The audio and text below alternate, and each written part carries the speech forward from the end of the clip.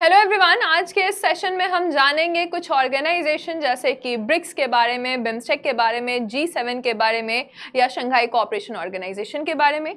इनमें अभी current affairs क्या है और जी के स्टैटिक पोर्शन के पॉइंट ऑफ व्यू से हमें क्या जानकारी होनी चाहिए। तो आइए स्टार्ट करते हैं। सबसे पहले हम देखेंगे बिम्स्टेक के बारे में।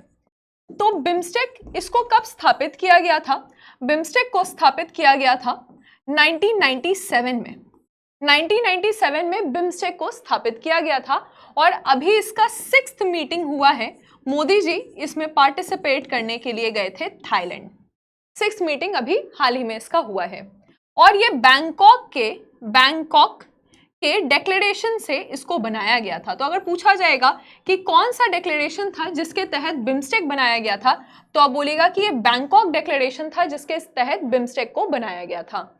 इसमें कितने देश आते हैं, यही सब में ट्रिक क्वेश्चन आ जाता है। जैसे कि 7 कंट्रीज इसमें हैं। अब 7 कंट्रीज हैं, अब पूछा जाएगा कि इसमें फाउंडिंग मेंबर कौन से हैं। तो आप देखिए कि बांग्लादेश, ठीक है, बांग्लादेश क्योंकि ढाका में बना था तो ये इसका फाउंडिंग मेंबर है। भारत ने इसको बनाया था क्योंकि हमारी सार्क में अच्छे से बातचीत नहीं हो पा रही थी पाकिस्तान और इंडिया के कॉन्फ्लिक्ट के कारण, तो इंडिया ने इसका एक ऑल्टरनेटिव खोजा और बिम्स्टेक को बनाया। श्रीलंका भी इसका फाउंडिंग मेंबर है, ठीक है, श्रीलंका फाउंडिंग मेंबर है और थाईलैंड भी इसका फाउंडिंग मेंबर है। जैसे ही ये बना तो उसके तुरंत बाद म्यांमार ने इसको ज्वाइन कर लिया था और म्यांमार के बाद 2 ऐसे कंट्री जो कि बे ऑफ बंगाल से बॉर्डर टच नहीं कर रहे हैं। इसका फुल फॉर्म आप देख रहे हैं, bay of Bengal initiative for multi sectoral technical economic cooperation, इसका फुल फॉर्म है। तो 2 कंट्री जैसे कि नेपाल हो गया, ये लैंडलॉक कंट्री है, और भूटान हो गया, ये भी लैंडलॉक कंट्री है। ये इस दोनों कंट्री ने भी इसको ज्वाइन किया और टोटल यहाँ पे 7 मेंबर्स हो गए। 1997 में बैंकॉक डिक्लेरेशन से इसको बनाया गया। अभी हाल ही में हमारे प्रधानमंत्री मोदी जी थाईलैंड गए थे, तो करंट अफेयर्स में पूछा जाएगा कि कौन सी मीटिंग थी। थाईलैंड में मीटिंग थी, ये 6th मीटिंग थी जो कि बिम्स्टेक की हुई है। क्लैरिटी, बिम्स्टेक के बारे में इतनी जानकारी हमारे लिए काफी है। उसके बाद हम देखेंगे ब्रिक्स।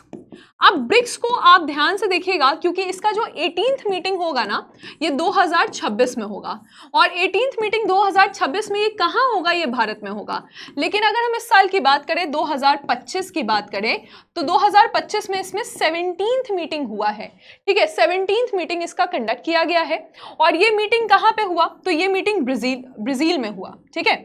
अब इसके बारे में क्या आइडिया है हमें? इसके बारे में हमें पता है कि 2001 की बात है जहां पे जिम ओ'नील नाम के व्यक्ति ने ऐसा सोचा कि ऐसे कंट्रीज होने चाहिए, साथ में उनका ग्रुपिंग होना चाहिए जो कि इमर्जिंग कंट्रीज हैं, जो कि अभी बढ़ रहे हैं।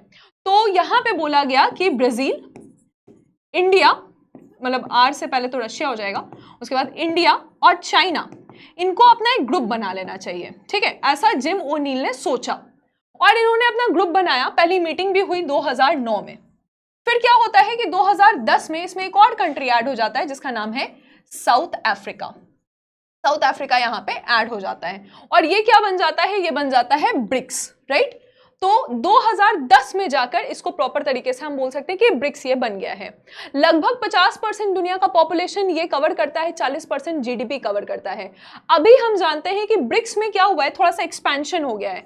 जैसे ईरान भी इसमें ज्वाइन हो गया है, उसके बाद यूएई इसमें ज्वाइन हो गया है, अफ्रीका में यूथोपिया है जो कि इसमें ज्वाइन हो गया है, इजिप्ट है जो कि ज्वाइन कर दिया गया है। आपसे करंट अफेयर्स में पूछा जाएगा कि 10वां मेंबर कौन है, 10th मेंबर जिसने ब्रिक्स को ज्वाइन किया है, तो आप बोलिएगा कि ये 10th मेंबर जो है ये है इंडोनेशिया।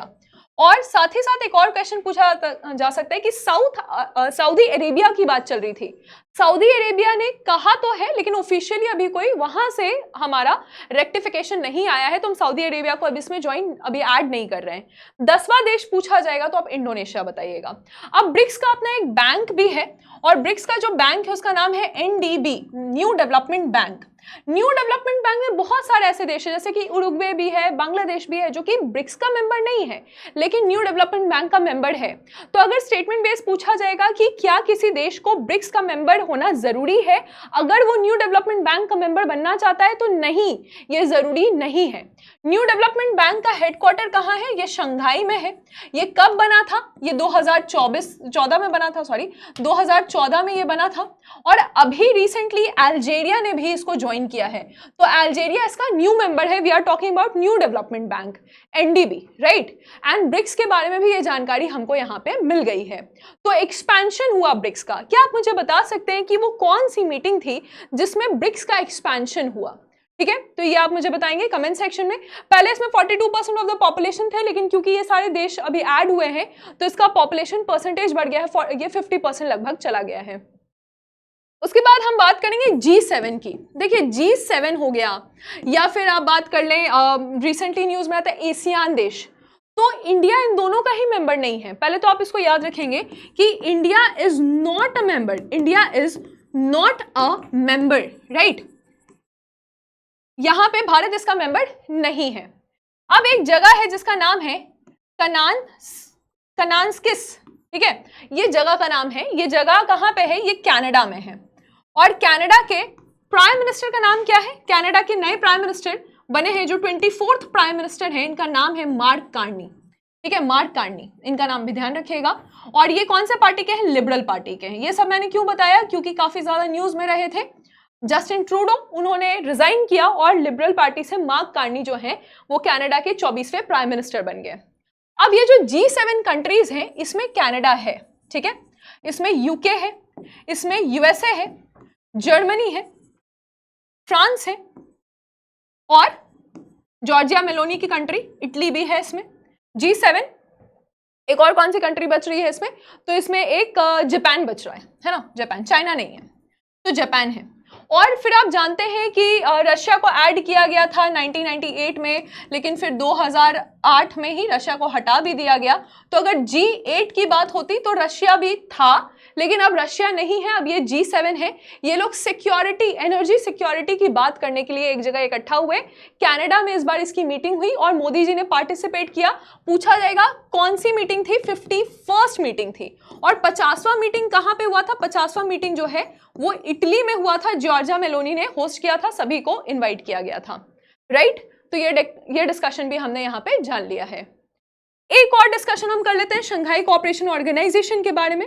शंघाई कोऑपरेशन ऑर्गेनाइजेशन जब बना तो ये 2001 में बना।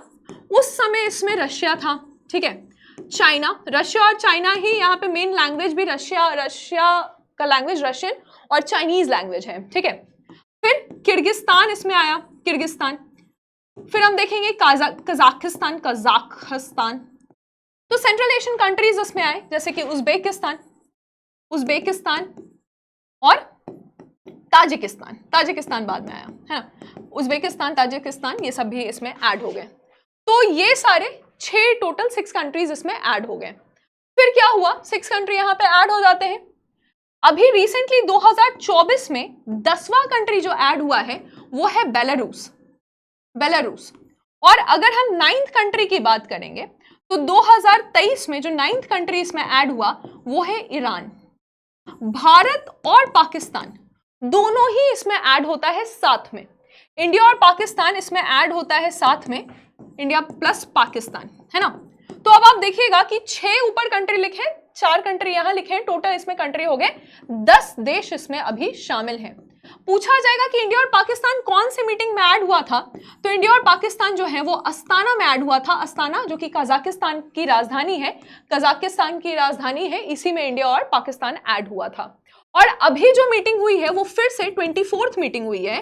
तो 24th मीटिंग भी कहां हुई है? तो ये अस्ताना में हुई है, ठीक है। अभी रिसेंटली जो मीटिंग हुई है वो भी अस्ताना में हुई है, राइट। तो यही छोटे छोटे क्वेश्चंस आपसे बीपीएससी पूछेगी, आप इसको रिवाइज करते रहें। करंट अफेयर्स मेरे साथ रोज सुबह 8 बजे पढ़ते रहें, only on BPSC Utkarsh. Thank you.